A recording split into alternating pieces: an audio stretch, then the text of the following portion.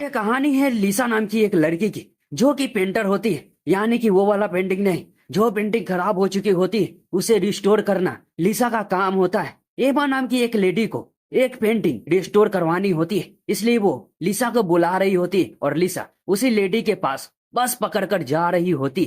बस रास्ते में रुकती है और उस बस में तीन लोग और चढ़ते हैं, जिसमें टोनी नाम का एक बंदा होता है, दूसरे का नाम ट्रेसी होता है और तीसरी का नाम मिरिसा होता है। तीनों की जान पहचान लिसा से हो जाती है। इसी दौरान पता चलता है कि ये तीनों जंगल में जाने वाले हैं, जंगली जानवरों पर रिसर्च करने के लिए।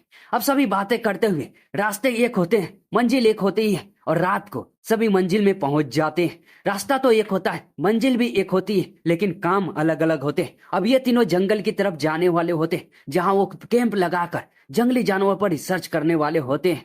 अब यहाँ पर वो तीनों चले जाते हैं और लिसा दूसरी तरफ चली जाती है। सुबह हो चुकी होती है। लिसा बस स्टैंड पर बैठी हुई होती और बस का इंतजार कर रही होती। वहां पर एक बंदा आता है जो कि लिसा को बताता है कि यहाँ पर कोई भी बस नहीं आती। अब लिसा उस बंदे को बताती है कि उसे कहाँ पर जाना है, तो वो बंदा लिसा को उस जगह पर लेकर जाता है। दोनों बातें करते हुए हेमा नाम की उस लेडी के घर पर पहुंच जाते हैं। अंदर लिसा जाती है और उस लेडी से मिलती है। दोनों के बीच में थोड़ी बहुत बातें होती है और हेमा नाम की वो लेडी लिसा को पेंटिंग के पास लेकर जाती है और उसे पेंटिंग दिखाती है। पेंटिंग जल चुकी होती है, उस पर परत भी चढ़ चुकी होती है, लेकिन लिसा अपने काम में लग जाती है और धीरे धीरे पेंटिंग को रिस्टोर करने लगती है। तभी उसके कानों में एक गाने की आवाजें सुनाई देती है।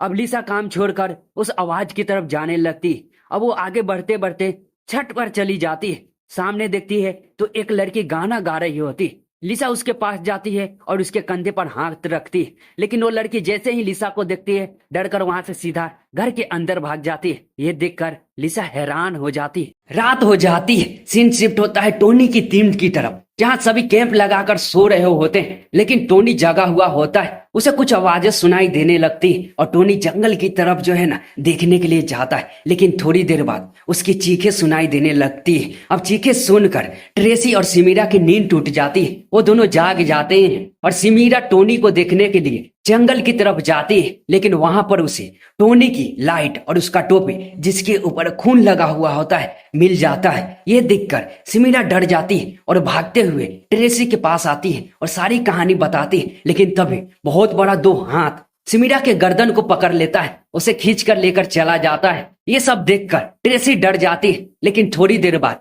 ट्रेसी पर भी हमला होता है और ट्रेसी बेहोश हो जाती है। फिर सीन शिफ्ट होता है एक तहखाने के अंदर, जहां सभी अलग अलग में जो है ना उसे बंद कर दिया गया होता है। सभी की धीरे धीरे करके जो ना होश आने लग जाता है और सभी अपने आप को एक जेल में पाते हैं। ये देखकर वो सभी डर जाते हैं, वहां से निकलने की कोशिश करते हैं, लेकिन कोई फायदा नहीं होने वाला था। सीन शिफ्ट होता है लिसा की तरफ, जो कि अपने कामों में लगी हुई होती है। वहां पर एमा आ जाती है और लिसा की काम देखकर उसे तारीफें करती है। फिर सीन शिफ्ट होता है डाइनिंग टेबल पर, जहां सभी बैठकर खाना खा रहे होते हैं। वहां पर जूलिया वो लड़की भी बैठी हुई होती है। लिसा जूलिया को देखती है और वो कौन सी क्लास में पढ़ती है ये पूछती है। अब ये सब सुनते ही जूलिया खाना खाना बंद कर देती है और अपनी माँ की तरफ देखती है, फिर उठकर वहां से चली जाती है। अब लिसा एमा की तरफ देखती है तो एमा बताती है कि उसे एक बीमारी है, जिसकी वजह से उसे बाहर पढ़ने के लिए वो नहीं भेजती है। अब सीन शिफ्ट होता है उसी तहखाने में, जहां पर एक दरवाजा खुलता है और दो बड़े बड़े पेड़ दिखाई देने लगते हैं। ये देखने के बाद सभी के सभी डर जाते हैं कि आखिर वो कौन आ रहा है। तभी हम देखते हैं एक मोटा टगरा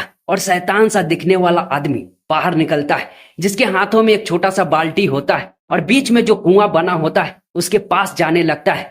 टोनी उस बंदे को देखकर चिल्ला चिल्ला कर गेट खोलने के लिए कहता है, लेकिन वो बंदा उसकी जरा भी नहीं सुनता है। अब वो कुएं के पास आकर बाल्टी को अंदर डालता है और थोड़ी देर बाद कुछ निकालता है और बाल्टी एक जगह पर रख देता है। टोनी जो कि शुरू से ही चिल्ला रहा होता है, वो मोटा राक्षस जो है ना टोनी की तरफ देखता है और गुस्से जो है ना दरवाजा खोलकर अंदर जाता है। टोनी उस पर कई सारे मुक्के मारता है, लेकिन उस राक्षस पर कोई फर्क नहीं पड़ता है। लेकिन अब वो राक्षस अपने मोटे मोटे हाथों से टोनी पर मुक्के की बरसात कर देता है और टोनी की हालत खराब हो जाती है और वो नीचे गिर जाता है। लेकिन वो मोटा राक्षस नहीं रुकता है, बल्कि मोटा सा जो है ना हथियार लाता है और इसके कंधे पर वार कर देता है। अब टोनी की हालत खराब हो जाती है। ये सब देखकर सभी चिल्ला रहे होते हैं और उस राक्षस को छोड़ देने के लिए कह रहे होते हैं, लेकिन वो राक्षस टोनी का पैर पकड़ता है और कुएं की तरफ ले जाता है और उसे कुएं में फेंक देता है। कुएं के अंदर से बहुत ही डरावनी आवाजें आ रही होती है। फिर सीन शिफ्ट होता है लिसा की तरफ, जो कि पेंटिंग को रिस्टोर कर रही होती है और उस पेंटिंग का चेहरा वो रिस्टोर कर देती है, जो कि दिखने में बहुत ही डरावना होता है। लिसा ये देखकर डर सा जाती है, लेकिन फिर वो अच्छे से साफ करने लगती है, लेकिन तभी उसका हाथ कट जाता है, उससे खून निकलने लगता है। अब लिसा ग्लव्स को बाहर निकालती है, लेकिन कई सारी बूंद उस पेंटिंग पर गिर जाती है। तभी लिसा को पीछे से कुछ आवाजें सुनाई देती है और वो पीछे देखती है तो उसके पिताजी खड़े हुए होते हैं। अब लिसा के पिताजी एक चाकू निकालते हैं और अपना गला खुद रेतने लगते हैं, बहुत ही ब्रूटली तरीके से। ये देखकर लिसा घबरा जाती है, रोक। लेकिन फिर हम देखते हैं लिसा ये सपना देख रही होती है। फिर सीन शिफ्ट होता है तहखाने के अंदर। पहले से ही जो बंदा कैद होता है वो एक जाली को निकालने की कोशिश कर रहा होता है, क्योंकि उसके अंदर एक रास्ता होता है, लेकिन उसके पास कोई अच्छा हथियार नहीं होता है। तो वो मिरिसा से पूछता है कि उसके पास कुछ है तो वो दे। मिरिसा के पास एक चाकू होता है, जो कि उस बंदे को दे देती है। फिर सीन शिफ्ट होता है, हम देखते हैं लिसा को, जो कि आराम से सो रही होती है, लेकिन तभी वहां पर कोई आता है, जो कि बहुत ही डरावनी लग रही होती है और लिसा की गर्दन को पकड़कर उसे दबाने लगती है, उसे मारने लगती है। फिर हम देखते हैं कि यह भी लिसा का एक भयानक और डरावना सपना होता है। फिर वो पेंटिंग की तरफ देखने लगती है, जो उसे सपने में मार रही होती है, वो भी उस पेंटिंग में होती है। वहां पर जूलिया आ जाती है और लिसा को बताने लगती है कि ये पेंटिंग एक शराबित पेंटिंग है, अगर वो इस पेंटिंग को रिस्टोर पूरी तरह से कर देती है तो उसे भी एक श्राप लग जाएगा। और वो ये भी बताती है लिसा को कि इस घर में एक विच यानी एक चुड़ैल रहती है, जिसका नाम डोरक है, जो कि बहुत ही भयानक है। और ये कहकर वहां से चली जाती है। मोटे राक्षस को देखते हैं, जो कि बाल्टी लेकर फिर आ जाता है। सभी लोग उसे ही देख रहे होते हैं। मोटा राक्षस बाल्टी जो है ना कुएं के अंदर डालता है। हमें अंदर का सीन भी देखने के लिए मिलता है। दो हाथ निकलते हैं, एक हाथ अपने हाथ को ही काटता है और उस बाल्टी में खून गिराने लगता है। थोड़ी देर बाद मोटा राक्षस बाल्टी को खींच लेता है। हमें पता लगता है कि मोटा राक्षस अंदर में जो भी कोई है उसका खून ले जाकर किसी न किसी को देता है। अब मिस रिसा को देखते हैं, जिसे बहुत गुस्सा आ रहा होता है और वो गुस्से में मोटे राक्षस को गालियां देने लगती है। मोटे राक्षस को ये अच्छा नहीं लगता है और सिमीरा को जाकर बहुत मारता है और नीचे गिरा देता है। फिर एक चाकू निकालकर सिमीरा को हाथ को काट कर अलग कर देता है। फिर वो यहीं पर नहीं रुकता है, एक नुकीला हथियार उठाता है और उस हथियार से सिमीरा के पेट के जितने भी चमड़ी होती है उसे उघेल उघेल कर निकाल देता है। और फिर उसी हथियार से सिमीरा की एक आंख को भी निकाल लेता है। ट्रेसी भी ये सब कुछ देख रही होती है, चिल्ला रही होती है, लेकिन बेचारी कर भी क्या सकती थी। अब वो राक्षस सिमीरा को पकड़ता है और उस कुएं में डाल देता है। अंदर का सीन देखते हैं, जहाँ चारों तरफ कंकाल पड़े हुए होते हैं और सिमीरा की सांसें चल रही होती है। वहां पर एक क्रीचर आता है और सिमीरा को खाने लगता है और फिर वो सिमीरा का पेट फाड़ कर अंदर से अंतरिया भी निकाल लेता है और उसे भी खाने लगता है। फिर सीन शिफ्ट होता है लिसा के ऊपर, जो कि जूलिया के पास बैठकर उसे कुछ बातें करने की कोशिश कर रही होती है। तभी वहां पर एमा आ जाती है, जो कि लिसा को बुलाकर ले जाती है।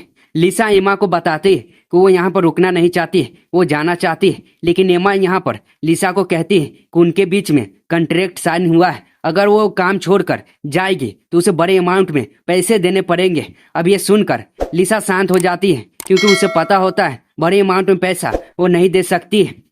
सीन शिफ्ट होता है, हम देखते हैं तहखाने के अंदर, जहां पर वो बंदा जो कि जाली निकालने की कोशिश कर रहा होता है वो जाली निकाल लेता है और बहुत खुश भी हो रहा होता है। लेकिन यहाँ पर वो जैसे ही मुंडी गाड़ कर अंदर देखता है, वो क्रिएचर उसका मुंडी पकड़ लेता है और नाखून से चमड़े उधेर उधेर कर उस बंदे की जान ले लेता है।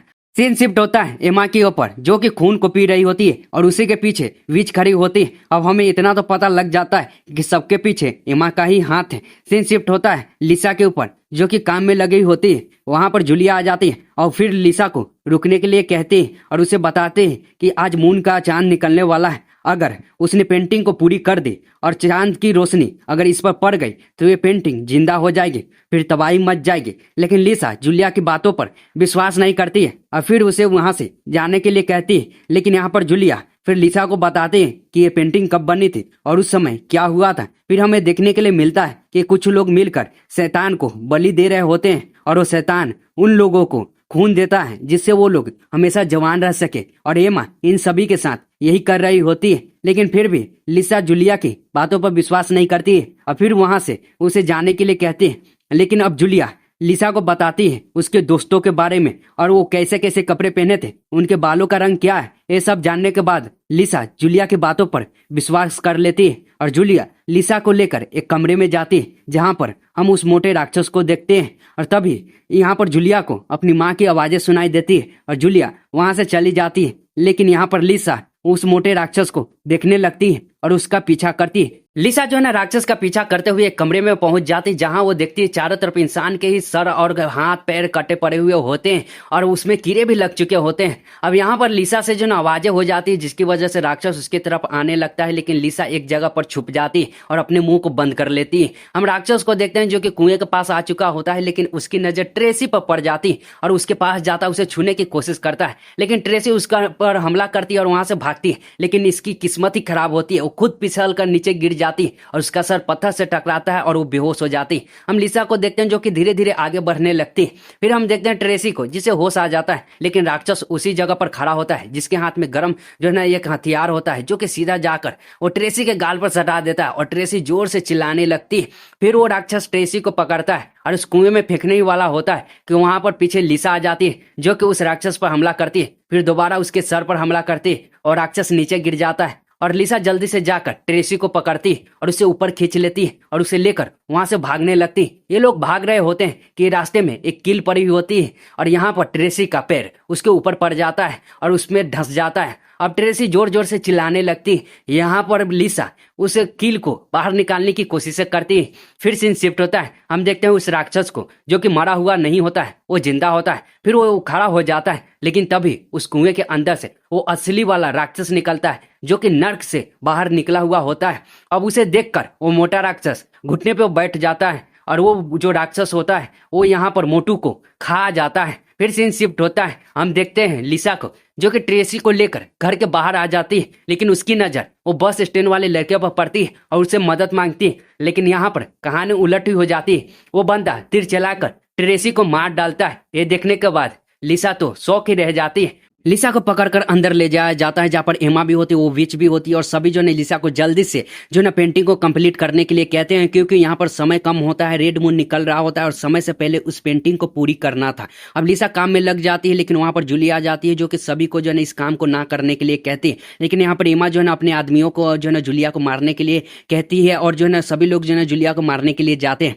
लेकिन यहाँ पर एमा के पास कुछ होता है जो कि फेंकती है और सभी का ध्यान हट जाता है। इसी दौरान टाइम भी हो जाता है, लेकिन एक बंदा जो है ना लिसा ऊपर तीर चला देता है और लिसा को तीर लग जाती है और नीचे गिर जाती है। अब एमा जो है चाकू लेकर जो है लिसा को मारने के लिए जाती है, लेकिन तभी रेड मून निकल जाता है।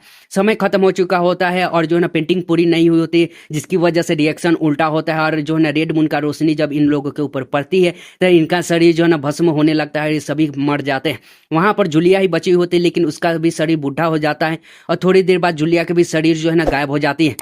यानी कि ये सभी जो है ना बहुत साल से जो है ना उस शैतान का खून पीकर जिंदा रह रहे होते हैं। अब यहाँ पर सभी का काम तमाम हो जाता है। अब लिसा बची होती है, वो कैसे भी करके जो है वहां से जाने लगती है, लेकिन जो नर्क का जो शैतान निकला हुआ होता है वो जो है ना लिसा के सामने आ जाता है, उसे मारने की कोशिश करता है। लेकिन लिसा भागते हुए उस पेंटिंग के पास जाती है जिसके ऊपर वो मंत्र लिखा होता है जो कि पढ़ती है और मजबूरन जो है ना उस नर्क के शैतान को घुटने पर ला देती है। फिर हम देखते हैं लिसा का एक नया ही लुक और उस शैतान को देखते हैं जो कि लिसा ने पकड़ लिया होता है, उस पर वो एक्सपेरिमेंट कर रही होती है और यहीं पर मूवी का एंड हो जाता है। एक्सप्लेन अच्छी लगी हो तो लाइक सब्सक्राइब करके जाना। मिलेंगे अगले वीडियो में, बाय।